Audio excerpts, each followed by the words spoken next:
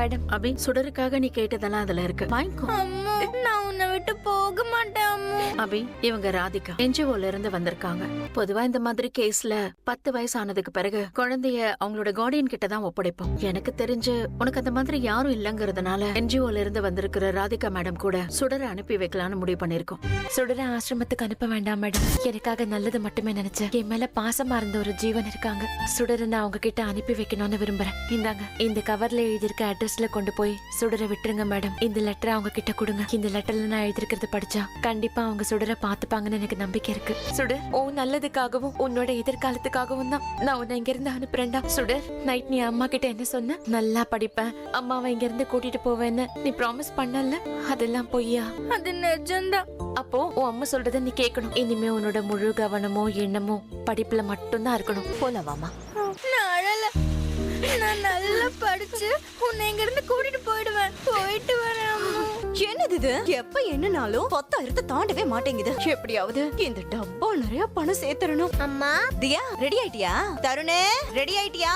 நான் ரெடி ஆயிட்டேம்மா. அம்மா, school fees கட்டுறதுக்கு இன்னைக்கு தான் லாஸ்ட் டேட். இன்னைக்கு கட்டலனா நாளைக்கு ஸ்கூலுக்குள்ள விட மாட்டாங்கம்மா.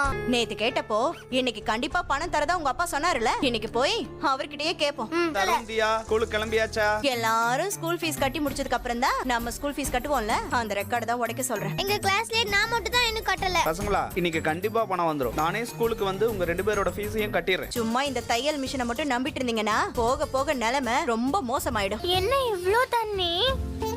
இது ஆறு சுடர். நீ புக்ல எல்லாம் படிச்சிருப்பல்ல, ரிவர்னு படிச்சிருப்பியே, அதான் இது. கங்கா யமுனா ரிவர் மாதிரியா மேடம்?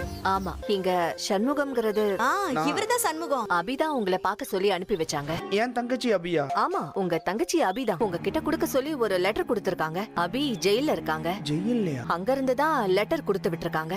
அபி ஜெயில்ல என்ன வேலை பாக்குறா? அவங்க அங்க வேலை பார்க்கல, கைதியா இருக்காங்க. இந்த லெட்டரை படிச்சு பாருங்க, உங்களுக்கே எல்லாம் புரியும். அண்ணா, உங்க யாரோட உணர்வுகளை பத்தியும் கொஞ்சம் கூட யோசிக்காம நான் சுயநலமா ஒரு முடிவெடுத்து பெரிய தப்பு பண்ணிட்டேன். அதுக்கான சரியான தண்டனை எனக்கு கிடைச்சு ஜெயில அதை அனுபவிச்சுட்டு இருக்கேன். தயவு செஞ்சு என் மேல இருக்கிற கோவத்துல சுடரை ஏத்துக்காம அவளை வெறுத்து அனாதையாக்கி தண்டிச்சிடாதீங்க. உங்க கூட நான் இருந்த வரைக்கும் எனக்கு கிடைச்ச அன்பும் பாசமும் சுடருக்கும் கிடைக்கணும்னு நான் உங்ககிட்ட கெஞ்சி கேட்டுக்கிறேன். அவளை பத்திரமா பாத்துக்கோங்க. என்ன எழுதிருக்கு அந்த லெட்டர்ல? அபிக்கு ஒரு பொண்ணு இருக்காளாம். அவ பேரு சுடர். அவளை நம்ம பொறுப்புல பாத்துக்க சொல்லி எழுதியிருக்கா. நம்மள யாரும் வேணாம்னு சொல்லிட்டு உதறி தள்ளிட்டு போனா அவளோட பொண்ண நாம பாத்துக்கணுமா? இப்ப அவ எங்க இருக்கா? சுடர் மேடம் கூப்பிடுறாங்க, போலாம்.